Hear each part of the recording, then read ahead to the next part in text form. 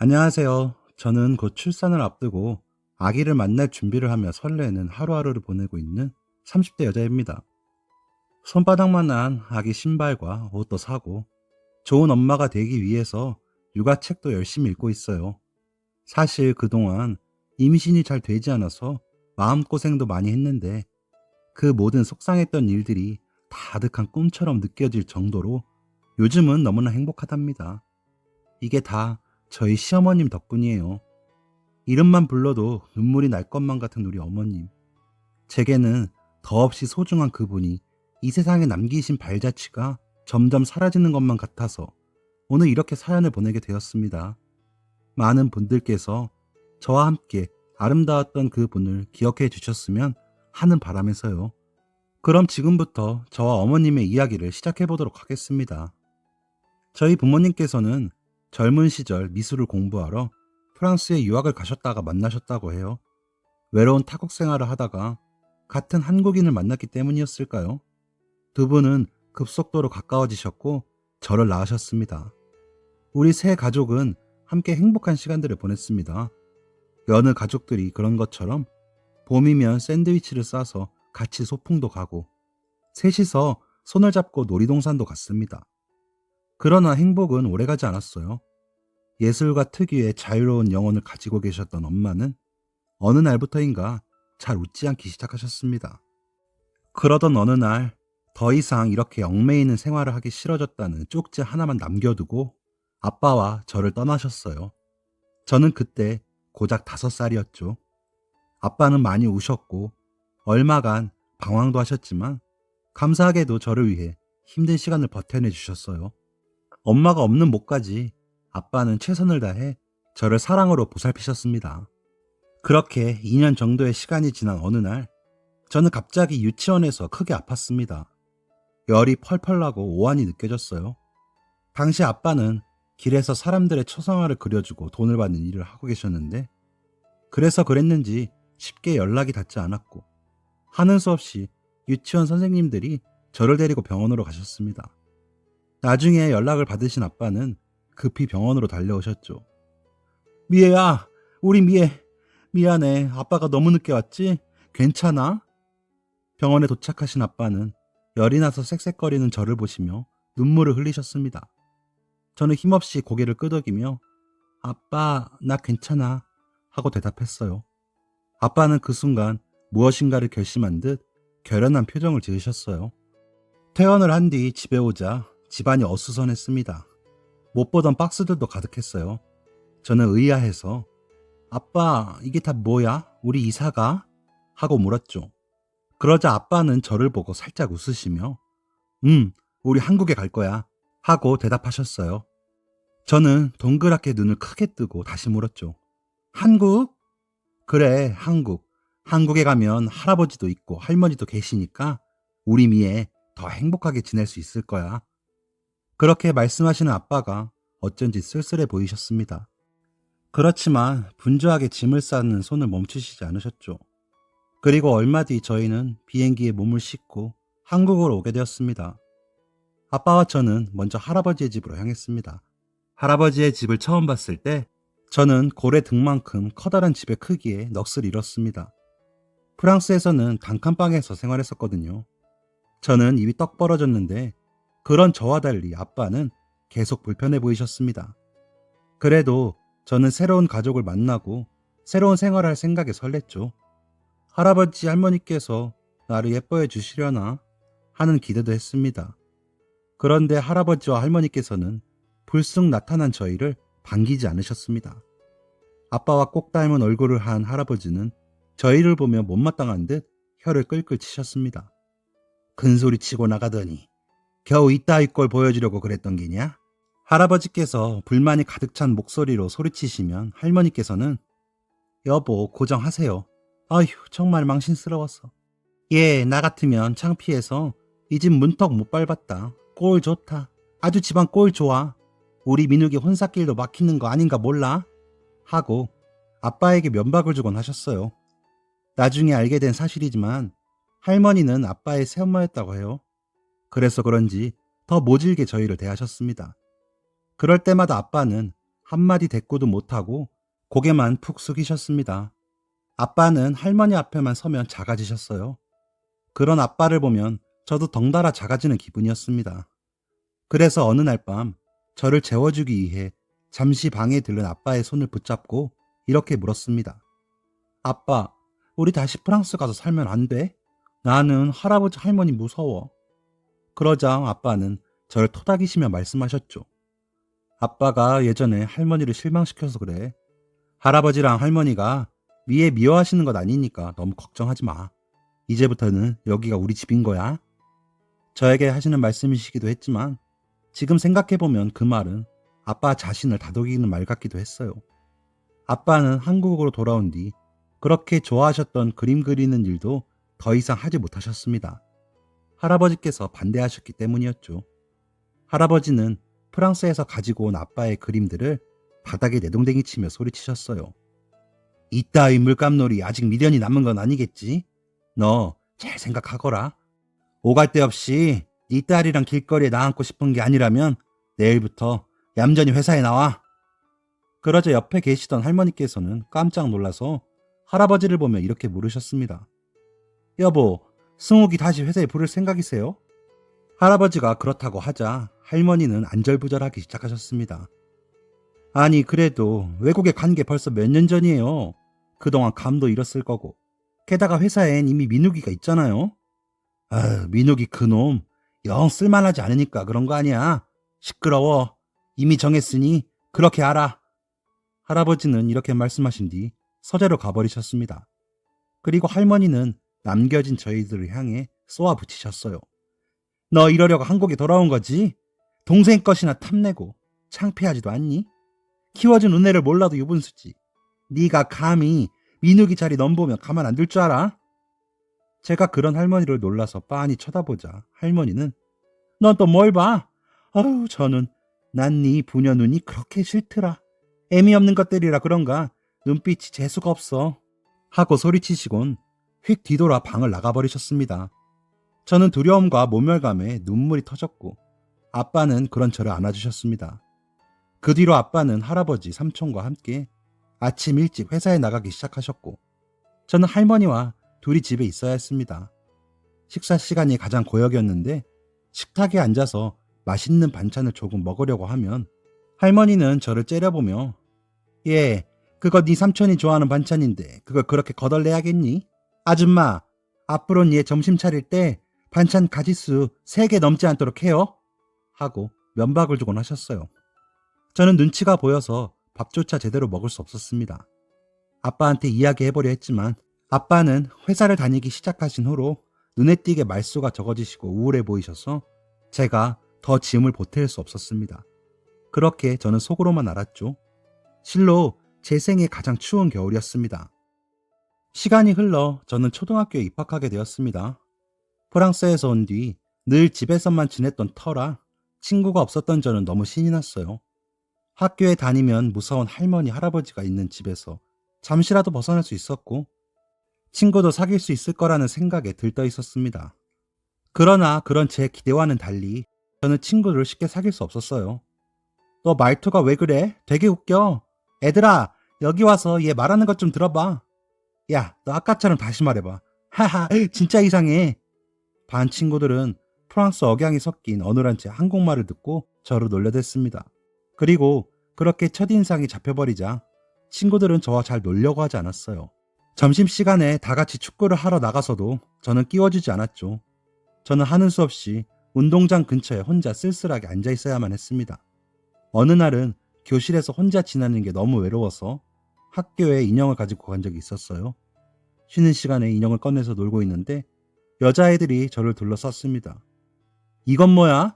웬 바비 인형? 전미애, 너 공주병 걸렸냐? 저는 그 말에 대꾸하지 않고 인형만 만지작거렸습니다.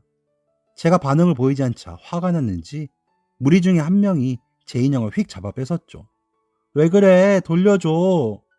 제가 그렇게 말하자 그 여자애는 재미있다는 듯이 깔깔 웃어댔어요. 이 인형도 전미애 너처럼 되게 웃기게 생겼다. 그러더니 제 인형을 저 멀리 던져버렸습니다. 저는 얼른 달려가 인형을 집어들었죠. 사과해. 이거 우리 엄마가 사주신 인형이란 말이야. 제가 지지 않고 덤벼들자 그 여자애는 멈칫하더니 다시 저에게 이렇게 쏘아붙였어요. 엄마? 푸, 웃기시네. 너 엄마 없잖아. 공주병에 이제는 거짓말까지 하니? 전미애는 거짓말쟁이래요. 거짓말쟁이래요. 얼레리 껄레리. 아이들은 단체로 저를 놀려대기 시작했어요. 저는 울면서 교실을 뛰쳐나갔습니다. 그 뒤로 저는 마음의 문을 닫았습니다. 마음 둘 곳도 없이 누구에게도 속마음을 털어놓지 못한 채 소심하고 겁이 많은 어른으로 자랐죠. 20대가 되고 저는 할아버지의 뜻에 따라 여대에 진학했습니다. 저 역시 아빠처럼 할아버지의 말씀대로 움직이고 할머니를 겁내하며 살고 있었어요. 대학교를 졸업할 즈음이 되자 할아버지는 제게 선을 보라고 하셨습니다. 집안에 법조인 한 명쯤은 있는 게 도움이 된다며 변호사와 선을 잡았다고 하시면서 말이죠. 20대 중반에 무슨 선인가 싶었지만 언제나 그랬듯이 저는 할아버지의 말씀을 거스를 수 없었고 그렇게 지금의 남편을 만나게 되었습니다. 그래, 어차피 내 맘대로 할 수 있는 일도 아닌데 될 대로 되라지 하는 마음으로 나간 자리였는데 생각보다 남편은 제 마음에 들었습니다. 아니, 사실 저는 남편을 보고 한눈에 반했죠. 다부진 눈매에 진중한 성격까지. 저는 남편이 너무 좋았습니다. 무엇보다 남편도 어린 나이에 아빠를 사고로 잃고 엄마와 단둘이 자랐기 때문인지 저희에게는 유대감이 느껴졌습니다. 그렇게 1년 정도 연애를 하고 결혼을 하기 위해 서로의 집에 인사를 가게 되었죠. 처음 남편의 집에 인사를 가던 날 저는 긴장을 했습니다. 처음엔 엄마, 나중엔 할아버지와 할머니, 그리고 친구들에게까지 사랑받지 못해 내면이 못나진 나를 시어머님 되실 분께서 꿰뚫어보고 마음에 들지 않아 하시지 않을까 그런 걱정이 들었어요. 그러나 그런 제 걱정이 무색할 정도로 시어머님께선 너무나 따뜻하게 저를 반겨주셨습니다. 저를 만나자마자 등을 쓰다듬어 주시면서 네가 미애로구나. 아유 예쁘기도 하지. 얼른 들어와. 맛있는 거 많이 차렸으니 식사부터 하자꾸나. 이렇게 말씀해 주셨어요. 저는 어머님의 환대에 어안이 벙벙한 채로 식탁에 가 앉았습니다. 저는 어렸을 때 맛있는 반찬을 집어먹으면 할머니께 밥을 축낸다고 혼이 나며 자랐기 때문인지 밑반찬들로만 손이 가는 버릇이 생겼는데 어머님께서는 그런 저를 보시더니 직접 맛있는 반찬들을 제 밥에 올려주셨습니다. 음식은 입맛에 맞니? 내가 아들놈만 하나 있으니까 젊은 아가씨들이 뭘 좋아하는지 도통 알 수가 있나? 차린다고 차렸는데 맛있는지 모르겠구나. 맛있어요. 감사합니다. 어머, 그래? 다행이구나. 많이 먹으렴? 어머니께서는 제가 밥을 삼킬 때마다 예뻐 죽겠다는 듯 인자한 웃음을 지어 보여주셨어요. 결혼 준비를 하면서도 혼수를 사러 간 백화점에서 가전 제품보다는 어머, 이 옷은 우리 미애에게 잘 어울리겠다 하시며 제 선물을 사시느라 바쁘셨죠. 어머님은 제가 딸같이 귀엽다고 하셨어요. 그런데 그런 어머님을 보면서도 그동안 살아가며 받은 마음의 상처가 컸기 때문이었는지 저는 쉽게 마음의 문을 열지 못했습니다. 그렇게 시간이 흘러 어느덧 상견례 날이 다가왔습니다. 한창 식사를 마치고 디저트를 기다리던 중 할아버지와 저의 아빠, 남편은 잠깐 담배를 태우신다며 자리를 비우셨고 식당엔 저와 할머니, 시어머니만 남아있었습니다. 할머니는 불쑥 말을 꺼내셨습니다. 부족한 게 많은 아입니다. 사부인께서 잘 봐주세요. 그러자 시어머님께서는 부족하긴요. 저는 미애를 저희 식구로 맞이할 수 있어서 너무 좋은걸요. 예쁘지, 똑똑하지. 저희 아들에게는 아까운 아가씨죠. 라고 말씀하시며 웃으셨어요. 그러자 할머니께서는 입술을 실룩이시며 얘가 어렸을 때 엄마한테 버림을 받아서 그런지 식탐이 조금 있답니다. 제가 가르친다고 가르쳤는데 댁에서 무례를 끼치진 않았나 걱정이 되네요. 예, 미애? 너 사돈 댁에 인사 가서도 또 맛있는 반찬만 집어먹는 돼지 같은 버릇 보여드린 건 아니지? 하고 말씀하셨죠. 순식간에 식당 안의 분위기가 찬물을 끼얹은 듯 조용해졌습니다. 저는 창피하기도 하고 화도 나서 젓가락을 집은 손이 덜덜 떨렸어요. 사랑받으며 자라지 못했다는 사실, 특히나 남편이 될 사람 집에는 들키고 싶지 않아서 그렇게나 꽁꽁 감추고 있었는데 그걸 이런 식으로 말씀하시다니요. 저는 금방이라도 눈물이 터져나올 것만 같았습니다. 더 이상 참지 못하고 자리를 박차고 일어서려는데 시어머니께서 말씀을 하시기 시작했습니다. 사돈어른, 미애는 이제 제 아들의 아내이자 저희 식구가 될 아이니 저희 집 가풍을 따르는 게 맞겠죠? 제가 봤을 때 미애는 너무 말랐어요. 돼지 같기는요. 저희 집에서는 이렇게 마른 걸 두고 보지 못한답니다. 얼른 맛있는 거 많이 먹여서 포동포동 예쁘게 살을 찌워주고 싶은걸요. 자, 그런 의미에서 디저트를 조금 더 시켜야겠네요. 웨이터? 시어머님께서는 쩌렁쩌렁한 목소리로 식당 직원을 부른 뒤 보란듯이 식당 메뉴에 있는 디저트를 모조리 시키셨어요. 그리고 그 디저트를 전부 다 제 앞에 밀어주시며 마음껏 먹으라고 해주셨죠. 할머니는 얼굴이 불그락푸르락해지셨습니다. 저는 그 모습에 웃음이 터지고 말았어요. 어느새 식장으로 돌아온 남자들이 이게 다 무슨 일이냐고 물었지만 다들 아무 일도 아니라고 하고 말았죠. 아마 그날 밤 저희 할머니 속 좀 썩으셨을 겁니다. 그렇게 남편과 결혼을 한 뒤 저는 시어머님과 함께 살게 되었어요. 시어머님께서는 신혼인데 아파트를 구해줄 테니 둘이 나가 살라고 한사코 말리셨지만 제가 어머님과 함께 살고 싶었어요. 함께 살기 시작하자 어머님께서는 저를 더 살뜰히 보살피셨습니다. 어린 나이에 결혼을 했어도 집에만 있지 말고 원하는 공부도 하고 멋지게 커리어 우먼으로 살라고 저를 지지해 주셨습니다. 여자는 화초처럼 집에만 있으면 된다던 할아버지와는 달리 어머님께서는 저의 가능성을 믿어주셨던 겁니다. 제가 회사에 면접을 보러 가는 날 어머님께서는 손수 제 정장을 다림질까지 해주셨어요. 그리고 마침내 제가 원하던 회사에 합격하자 그 누구보다 기뻐하시며 축하 파티도 함께 했습니다. 회사에 다녀오면 늘 오늘은 힘든 일이 없었는지 힘든 일이 있다면 언제든 자신에게 의지하라며 저를 살피셨죠. 결혼을 하고 맞이한 제 첫 생일에는 어머님께서 직접 미역국도 끓이시고 생일상을 상다리가 부러지게 차려주셨어요. 저는 눈물이 날 만큼 행복했습니다. 엄마의 사랑을 다시 느끼는 듯 했어요. 남편과 어머님을 만난 것은 정말 내 생애 최고의 행운이라고 생각했습니다. 그러나 누군가 제 행복을 시기라도 했던 것인지 그 행복에 균열이 생기기 시작했습니다. 시작은 별것 아닌 것이었어요. 어느 날 늦은 밤인데 남편의 핸드폰이 울리기에 확인해 보니 어떤 여자가 보낸 문자 메시지가 와 있더군요. 얼핏 보기에 꽤나 친밀해 보이는 말투여서 남편에게 물었습니다. 김한이? 이 사람 누구야? 남편은 별것 아니라는 듯이 대답했습니다. 아, 대학교 때 친구. 걔도 변호사야. 아무렇지도 않은 남편의 태도에 별일 아닌가 싶으면서도 저는 어쩐지 꺼림칙한 기분이 들었습니다. 그래서 이렇게 말했죠. 아무리 친구여도 결혼까지 했는데 이렇게 늦은 시간에 그렇게 다정하게 문자를 보내? 이상해. 이 사람이랑 너무 가까이 지내지 마. 그러자 남편은 아이고, 당신 지금 질투하는 거야? 알겠어. 근데 진짜 얘랑 나 아무 사이도 아니야. 그냥 친구야. 하고 말하며 저를 안아주었습니다. 그렇게 저는 이 문자를 별일 아닌 것으로 넘겼고 그렇게 일은 일단락되는 듯 했습니다. 며칠 뒤 남편의 친구의 모임에 나가기 전까지는 말이죠. 그날은 저희 부부가 결혼을 한 뒤 처음으로 남편의 대학교 동창들이 모두 모이는 날이었습니다. 저도 남편을 따라 그 모임에 가게 되었는데 다들 인사를 나누고 옛 추억을 이야기하며 즐거운 시간을 보냈습니다. 문제는 다들 술을 어느 정도 마시고 난 뒤 옛날 이야기를 꺼내며 시작되었습니다. 남편의 친구가 제게 말을 걸었습니다. 재수씨, 이 녀석 대학교 다닐 때 인기 엄청 많았던 거 알아요? 어머, 그래요? 병승씨 여자친구들이 많았어요? 저는 장난식으로 남편을 살짝 흘겨보며 대꾸했습니다. 그러자 남편의 친구는 신이 나서 계속 말을 이었습니다. 아유, 그럼요. 그때 얘 좋다고 따라다니던 여자애도 있었는데 걔 이름이 뭐였더라?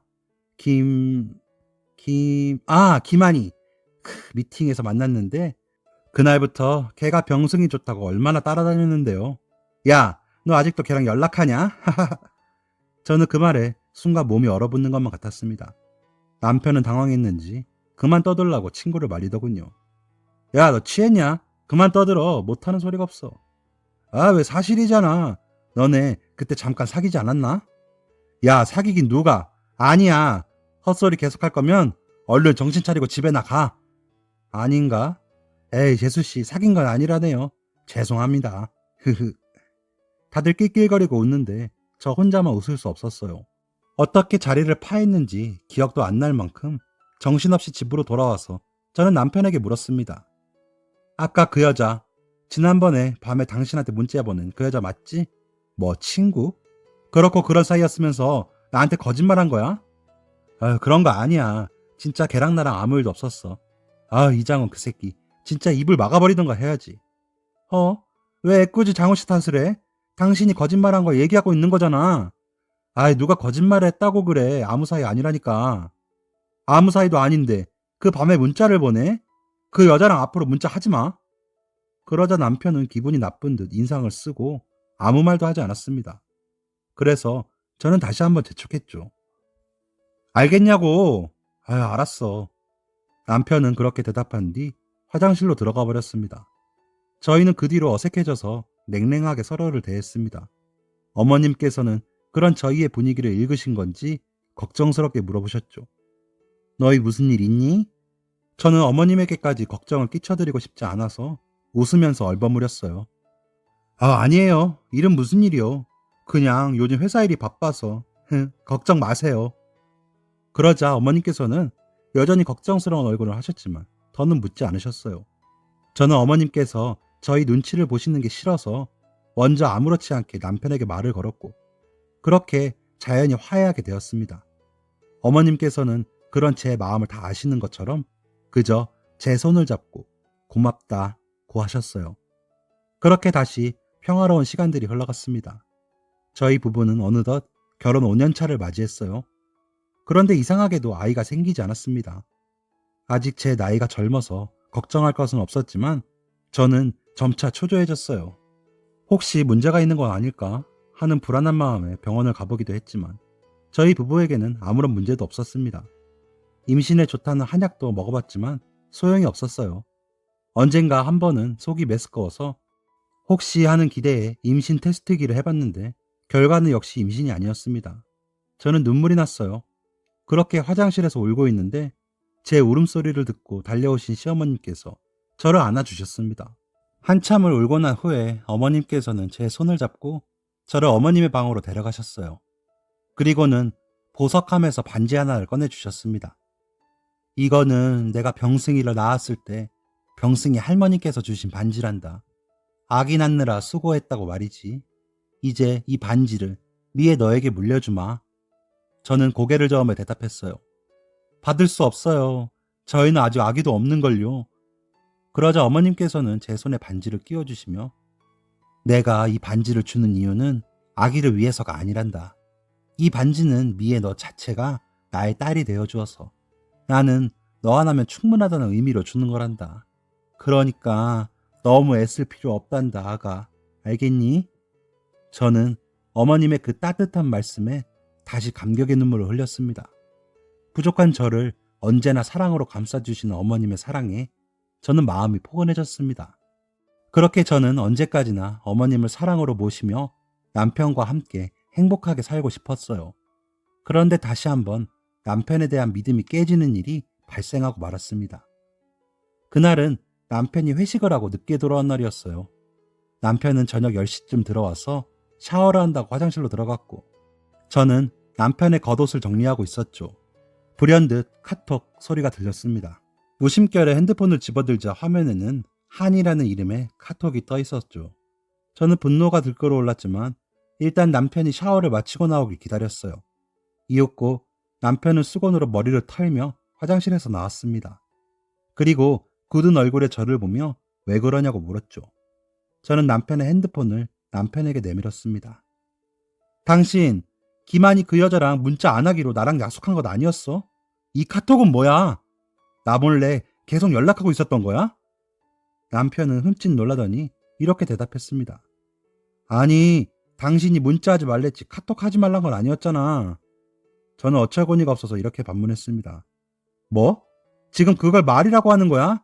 문자를 하지 말라고 해서 카톡을 한 거라고? 아우, 친구라니까 어떻게 연락을 안 하냐고. 처음부터 당신 요구가 이상했던 거야. 그래서 지금 이 여자랑 계속 연락을 하겠다는 거야? 그럼 같은 변호사에 아는 친구들도 겹치는데 나더러 얘랑 어떻게 절연을 하라는 거야? 당신 의심병 있어? 뭐라고? 의심병? 당신 말 다 했어? 아니, 아직 다 못했어. 막말로 내가 기만이 얘랑 뭘 했다고 이래. 얘가 나를 좋아한다고 한들 나만 아니면 된 것 아니야? 난 얘랑 계속 연락할 거니까 그렇게 알아. 그때였습니다. 김병승, 너 이리 나와. 방문 앞에서 분노에 가득 찬 어머님의 목소리가 들려왔던 것이죠. 저희 부부는 깜짝 놀라서 얼른 방 밖으로 나갔어요. 어머님께서는 저희 둘을 앉혀놓고 어떻게 된 것인지 자초지종을 들으신 뒤 이렇게 말씀하셨습니다. 미안하구나 아가. 내가 자식을 잘못 키웠나 보다. 병승이 너 이 녀석. 기만이인지 뭔지 당장 그 애랑 연락 끊거라. 친구는 무슨. 아무리 친구가 소중해도 네 부인만큼 소중한 게야. 한 집안의 가장이라는 놈이 책임감이 그리도 없어? 어머님의 말씀이라면 끔뻑 죽는 남편은 조용히 고개를 끄덕였고 저는 제 편을 들어주신 어머님께 감사했습니다. 아무리 그래도 팔은 안으로 굽는다던데 어머님께서는 저 대신 남편을 나무라셨죠. 저는 남편에게 너무 화가 났지만 어머님을 보고 마음을 풀기로 했습니다. 그런데 남편은 방으로 돌아온 뒤 저를 싸늘하게 쳐다보며 이렇게 말했습니다. 당신 꼭 별것도 아닌 일을 이렇게 크게 만들어서 어머니 앞에서 나를 망신 줘야 했어? 당신한테 정말 실망이야. 자존심이 센 사람인 것은 알고 있었지만 그래도 지금 화낼 사람이 누구인데 적반하장으로 나오는 남편의 태도에 저는 어이가 없었습니다. 그래서 방금 어머님 앞에 화해한 것이 무색할 정도로 저희 부부는 다시 냉전에 들어갔습니다. 그렇게 한번 깊어진 감정의 골은 메워지지가 않았고 저는 남편에게 별거를 선언했습니다. 우리 생각할 시간을 좀 갖자. 남편은 그런 제 말에 놀란 듯 했지만 워낙 자존심이 센 사람이라 그런지 절 잡지는 않았어요. 그렇게 짐을 챙겨서 집을 나서는데 어머님께서 제 손을 잡고 말리셨습니다. 아이고 미애야, 밖에 날이 이렇게 찬데 어디를 간다는 게야. 저는 죄송하다는 인사를 남기고 어머님을 뿌리친 채 집을 나왔습니다. 뒤에서 미애야, 미애야 하고 저를 부르시는 어머님의 슬픈 목소리가 들렸지만 애써 무시했어요. 그렇게 한 달이라는 시간이 흘렀습니다. 그날은 올 겨울 들어 가장 춥다는 날이었어요. 퇴근하고 부랴부랴 집에 돌아오는 길이었는데 저희 집 앞에 어머님께서 쭈그려 앉아 기다리고 계셨습니다. 너무 놀라서 얼른 달려가 보니 어머님은 꽁꽁 얼어 계셨어요. 어머님, 어떻게 된 거예요? 저 기다리신 거예요? 날이 이렇게 추운데 연락을 하시죠. 너무 보고 싶고 걱정이 되어서 잠깐 얼굴만 보고 간다는 게 어머니 괜찮으세요? 일단 우리 병원부터 가요. 아니야. 나 괜찮아. 어머님! 그 말을 끝으로 어머님은 기절하셨어요. 정신없이 어머님을 모시고 병원에 가자 의사는 이렇게 말했습니다. 원래 몸이 약하신데 한동안 극심한 스트레스를 받으신 것 같네요. 폐렴 증상도 보이고요. 일단 정밀검사 받아봐야 하니까 일주일 정도는 입원을 하셔야 합니다. 저는 너무 죄송해서 눈물이 흘렀습니다. 겨우 제까짓 게 뭐길래 어머님께서는 이렇게 추운 날 저를 기다리신 걸까요? 제가 우는 소리에 눈을 뜨신 어머님께서는 제 손을 잡아주셨습니다. 울지 마, 미애야. 나 괜찮으니까. 그래도 이렇게 얼굴 보니 좋구나. 그동안 어찌나 보고 싶었던지 미안하구나. 늙은이가 패나 끼치고. 그러더니 주머니에서 주섬주섬 무엇인가를 꺼내시더니 제 손에 쥐어주셨습니다. 손을 펴보니 지난번에 어머님께서 제게 주신 반지가 있더군요. 이걸 두고 갔더구나. 미애야, 병승이랑 헤어지게 되더라도 너는 엄마 딸인데 이건 엄마 마음이니까 가지고 있으렴. 저는 그 말에 하염없이 눈물만 흘렸습니다. 그때 병실 문이 열리고 남편이 달려 들어왔습니다. 참으로 오랜만에 보는 얼굴이었죠. 이윽고 어머님께서는 링거를 맞고 안정을 찾으셨고 저희 부부는 병실 밖으로 나와 이야기를 나누었습니다. 오랜만이네. 그러게. 남편은 한참 말이 없다가 저를 보며 입을 뗐습니다. 미안해. 내가 못나게 군 것 알면서도 자존심에 인정하기가 싫었나 봐. 당신 그렇게 보내고 나서 매일 술만 마시고 많이 힘들었어. 어머니께서도 당신 많이 그리워하셨고 염치 없지만 다시 돌아와주면 안 될까? 그렇게 쉽게 생각할 일이 아니잖아. 우리는 이미 신뢰에 금이 갔고. 앞으로 당신한테 잘할게. 김한이 걔도 다시는 연락하지 말라고 이미 얘기해뒀어. 당신 불편하게 해가면서까지 유지할 친구 관계도 아니었는데 내가 어리석었어. 멍청한 나 때문에 당신도 힘들고 어머니까지 쓰러지시고 내가 정말 못난 놈이야. 이 못난 놈 당신이 한 번만 받아주라. 저는 남편의 그런 모습에 흔들렸지만 애써 모질게 생각해 볼게 라고 대답한 뒤 집으로 돌아왔습니다. 저는 제 손에 들린 반지를 내려다 보았습니다. 어머님을 만나기 전 저는 굉장히 부정적이고 남을 쉽게 의심하던 사람이었는데 지금 생각해보니 저는 정신적으로 많이 치유가 되어 있었습니다. 다 어머님 덕분이었죠. 결정을 하기까지는 오래 걸리지 않았습니다. 제가 병원에 다시 모습을 드러내자 남편은 자리에서 벌떡 일어나 기쁘게 저를 맞아주었습니다. 당신 예뻐서 온 거 아니야. 어머님 걱정돼서 온 거지. 셀쭉하게 말하는 저를 보며 어머님께서는 환하게 웃으시며 고맙다 미애야 정말 고마워 하고 말씀하셨습니다. 그렇게 저희 세 식구는 다시 저희의 보금자리로 돌아왔습니다. 앞으로 다시 행복하게 살기로 약속하면서요. 그렇게 저희는 도란도란 즐거운 나날들을 보냈습니다. 그렇게 더없이 행복했던 3년이 지나고 저희 부부는 어머님께 마지막 인사를 드리게 되었습니다. 누구나 한 번쯤은 맞이하는 이별의 순간이었죠. 저는 병실에 힘없이 누워 계신 어머님의 손을 잡으며 이렇게 얘기했습니다. 어머님, 안 돼요. 조금만 더 힘을 내세요. 우리 딸, 이제 그만 힘들게 해야지. 엄마 이제 가야지. 하나도 힘들지 않아요. 제발 살아주시기만 하세요. 안 돼요. 어머님 가시면 저 어떻게 살아요? 건강해야 한다. 미애야, 병승아. 그 말을 끝으로 어머님은 눈을 감으셨습니다. 저희 부부는 눈물로 어머님 마지막 가시는 길을 배웅했죠. 그 뒤로는 어머님께서 저 하늘에서 보시기에 부끄럽지 않게 저희 부부는 더 씩씩하고 밝게 살았습니다. 그렇게 어느덧 어머님을 보낸 뒤 1년이 되던 날이었죠. 저희는 어머니께서 생전에 좋아하시던 음식을 바리바리 챙겨서 납골당에 갔습니다. 엄마, 저희 왔어요.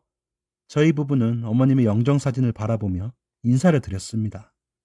납골당에서 시간을 보낸 뒤 집으로 돌아가기 전 저는 마지막으로 유리문에 손을 대고 어머님께 사랑한다고, 많이 보고 싶다고 마음속으로 인사를 건넸습니다. 그리고는 차려놨던 음식을 챙기려는데 갑자기 메스꺼움이 느껴졌어요. 당신 왜 그래? 괜찮아? 놀란 남편이 달려와 저에게 물었죠. 몰라, 왜 그러지? 체했나? 요즘 별로 입맛이 없어서 뭘 먹지도 않았는데. 그러다가 번뜩 월경일이 지났다는 것이 떠올랐어요. 설마, 왜 그래? 어디 아파? 남편은 불안한 듯이 계속 제 안색을 살폈어요. 저는 문득 어머님의 영정사진을 돌아봤죠. 사진 속의 어머님께서 어쩐지 저를 보고 우리 딸 이제 아무 걱정 마 하고 웃고 계신 것 같았습니다. 저는 왠지 가슴이 벅차올라서 응, 아픈 건 아니야. 근데 우리 집에 가는 길에 병원에 들르자 라고 얘기했고 남편은 얼른 가자며 서둘러 짐을 챙겼습니다. 그로부터 8개월 뒤 지금 저는 어느덧 만삭의 임산부가 되었습니다. 저는 어머님께서 제게 이런 기적을 만들어주신 것이라 믿어요. 어머님, 그곳에선 편안하게 지내고 계신가요? 너무 많이 보고 싶어요. 엄마가 돌아가시던 날 황망한 마음에 너무 경황 없이 보내드리느라 미처 말씀 못 드린 게 있어요. 어머님, 아니, 엄마 사랑해요. 다시 만나는 날까지 그 모습 그대로 저희 기다려주세요. 지금까지 제 사연 들어주신 여러분 감사합니다. 여러분께서도 너무 늦기 전에 부모님과 행복한 추억 많이 만드시길 바랍니다. 감사합니다. 지금까지 사연 들어주셔서 감사합니다. 사연이 재밌으셨다면 구독과 좋아요를 눌러주세요. 감사합니다. 안녕히 계세요.